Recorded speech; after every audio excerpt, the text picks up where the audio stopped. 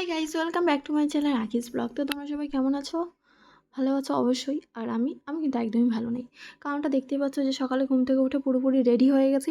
আর এখন আমি বাড়ি থেকে বেরিয়ে যাব, কারণ এনাদের দুজনের জ্বালাতনে, মানে যেমন ছেলেটা জ্বালায় তেমনি তার বাবা জ্বালায়। তার জন্য ছেলে একটু এদিকে সোহাগ করে নিচ্ছিল, আর বাবা তো মনে মনে কষ্ট পাচ্ছিল, সোহাগ আর করতে পারতেছিল না। কারণ 2 দিন ধরে তার সাথে আমি টানা ঝগড়া করে গেছি এক নাগাড়ে, কোনো রকম বন্ধ করার আমি সিন দিইনি। 2 দিন ধরে ঝগড়া টগড়া করি।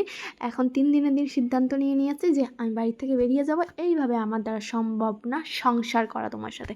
তুমি তোমার ছেলে নিয়ে থাকো, আমি চললাম। তো সেই কথা বলে এখন আমি রেডি হয়ে গেছি, আর ছেলের সঙ্গে অনেক বোঝাপড়া করছিলাম। আর ছেলে বলছিল, যেও না মাম্মা, তুমি যেও না, পাপা তো ওরকম ভুলভাল কথা বলে, পাপার মাথায় তো কোনো বুদ্ধি নেই, কী আর করবা, তুমি থেকে যাও, পাপা চলে যাক, টাটা দিয়ে দিচ্ছে। তো আমি কিন্তু ছেলেকে একটা কথাই বোঝাচ্ছিলাম যে না রে বাবা, এইবার সিদ্ধান্ত আমি নিয়ে নিয়েছি যে আমি আর থাকতে পারবো না এখানে, তুই আমার সাথে গেলে চল, নাহলে থাক। আর এদিকে বড় এসে আমার সাথে একটু শখ করছিলো, বলছিল যাইও না প্রিয়, তোমার সারা আমি একদমই অচল, তুমি যাইও না, তুমি যা বলবো আমি তাই শুনবো। তারপরে ভাবলাম যে ঠিক আছে, এত যখন পটাচ্ছে তাইলে নাও, আমি আর যাবো না, কিন্তু আমাকে এখন অন্য জায়গায় নিয়ে যেতে হবে। সেই কথা বললে কোথায় যাবে তুমি? আমি বললাম চলো, আমাকে আগে ব্যাগটা রেডি করি, তারপরে আমি যেখানে বলবো সেখানেই নিয়ে যাবা।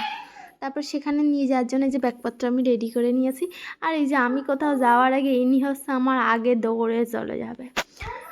তো বাবুকে রেডি করে দিয়ে এই যে বাবু আমার আগে চলে যাচ্ছে। আর হ্যাঁ, তোমাদেরকে তো বলাই হয়নি এতক্ষণ ধরে যে আমি কোথায় হব আজকে। তো এই যে বর ছেলে নিয়ে একদম রেডি হয়ে বেরিয়ে পড়েছে। কোথায় আবার যাব? বর ছেলে নিয়ে যাব বাপের বাড়ি। বাপের বাড়ি ছাড়া আর কোথায় আছে গো? বাপের বাড়ি হচ্ছে সব থেকে ভালো জায়গা, যেখানে কাজকর্ম না করে ঠ্যাংয়ের উপর ঠ্যাং তুলে বসে বসে সুন্দরভাবে খাওয়া যায়, ঘুমানো যায়, রেস্ট নেওয়া যায়, সব কিছু করা যায়। তো বাবার বাড়ি যাওয়ার একটাই উদ্দেশ্য, কারণ আমার আগের একটা ভিডিওতে বলেছিলাম যে আমার দাদু মারা গেছে। তো দাদুর শ্রাদ্ধ শান্তি সব কাজকর্ম করা হবে, তো ওখানেই যাচ্ছি সেই উদ্দেশ্যে। তো এই যে বলে চলে আসলাম ঠাকুরনগরে। আর ঠাকুরনগরে এসে কমলেশের পরোটা কোনোভাবে মিস করা যাবে না। আর এত গরম ছিল, নিজে তো খেতে পারছে এই গরম হাম করে, আর আমাকেও ওই গরম মুখের মধ্যে দিল ঠুসে। কে খাবে ভাই? না পারছি ফেলতে, না পারছি চেবাতে ঠিক করে। তো বাড়ি থেকে কিছু খেয়ে আসা হয়নি, তার জন্য খিদে লেগে গেছিলো, ওর জন্য দুজনে মিলে একটু এখান থেকে পরোটা খেয়ে নিলাম। আর তারপরে এই দেখো ঠাকুরনগর স্টেশন থেকে, ওভারব্রিজ থেকে তোমাদেরকে একটু সুন্দরভাবে দেখাতে আর পারলাম কোথায় বলো দিনি? এত রোদ্দুরে এই যে এখানে দাঁড়ানোর মতন কোনো কথা হবে না, এত পরিমাণে রোদ ছিল, আর এত পরিমাণে সেদিনকে গরম ছিল। আর আমাদের ঠাকুরনগরে কিন্তু 3 নম্বর প্ল্যাটফর্ম হচ্ছে, আগের 2টো ছিল আর এখন 3টে হবে। তো কি মজা বলো তো? তো খুব তাড়াতাড়ি এটা কাজবাজ চলছে, আর খুব তাড়াতাড়ি এই যে এই পাশটায় তোমার 3 নম্বর প্ল্যাটফর্ম হয়ে যাবে। তো এটা খুবই ভালো। আর ও পাশ থেকে এই পাশে আসার কারণ হচ্ছে, সেটা আমাদের মানে এখানে এক লস্যি কাকু আছে, স্টেশনে বসে। তো ওনার কাছে যাব আজকে, একটু লস্যি খেতে আর ছোলা মাখা খেতে। বিয়ের আগে প্রচুর খেয়েছি, এখন আর খাওয়া হয় না। আর এখানে জানো তো অনেক পায়রা ছিল, দেখো পায়রাগুলো কি সুন্দর না, এক ঝাঁক করে পুরো পায়রাগুলো বসেছিল। ও পাশ থেকে আসলো আবার আমাদের কাছে। তো এগুলো কিন্তু পায়রা আমার মানে কোনো ব্যাপার না, কারণ আমার বাড়িতে প্রচুর পরিমাণে পায়রা আছে। আমার বাবা অনেক অনেক পায়রা মানে পোষে, অনেক মানে বাবার এটা বলতে পারো শখ আর কি। তো ছোটোবেলা থেকেই দেখে আসে, ওর জন্য নো ইন্টারেস্ট। তো তারপরেও এক ঝাঁক দেখলে একটুখানি ওই আর কি ফটো তোলা ভাল লাগে।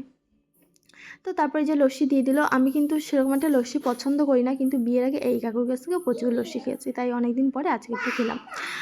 আর এই যে তারপর বাড়ি চলে আসলাম, বড়মশাই কিন্তু আসেনি। আর এদিকে এই যে আমার পিসিরা, পিসামশাই অনেকেই চলে এসছে। আর এই যে যেই পিসি এই যে তুতে কালার শাড়ি পরা, এই পিসির বাবা মারা গেছে। তো বলে দিই এই পিসি আমাদের কি হয়। এই পিসি হচ্ছে আমার বাবারা মানে বাবার যে ভাইরা 3 ভাই।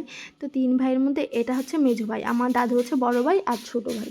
তো ছোটো ভাইও আমার দাদু ফার্স্ট মারা যায়, বড় ভাই, তারপর হচ্ছে ছোটো ভাই মারা যায়, আর মেজো ভাই এই একজনই ছিল, সেও মারা গেল।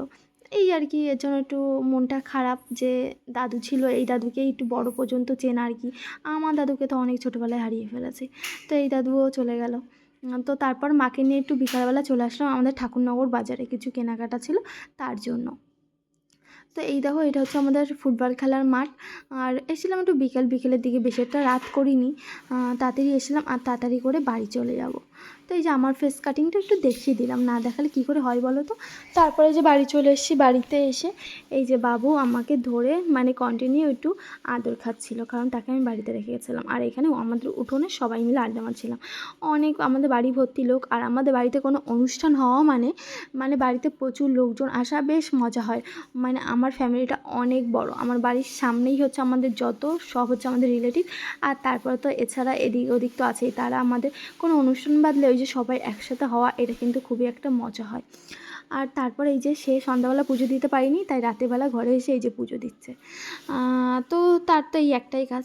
তো যাই হোক, আজকের ভিডিওটা এখানেই এন্ড করে দিলাম। তো নেক্সট ভিডিও নিয়ে তাড়াতাড়ি চলে আসবো। তো তোমরা সবাই ভালো থেকো। আর আমার ভিডিওটা কেমন লাগলো, ভালো লাগলো অবশ্যই একটা লাইক কমেন্ট, চ্যানেলটা কিন্তু সাবস্ক্রাইব করতে একদমই ভুলো না। টাটা।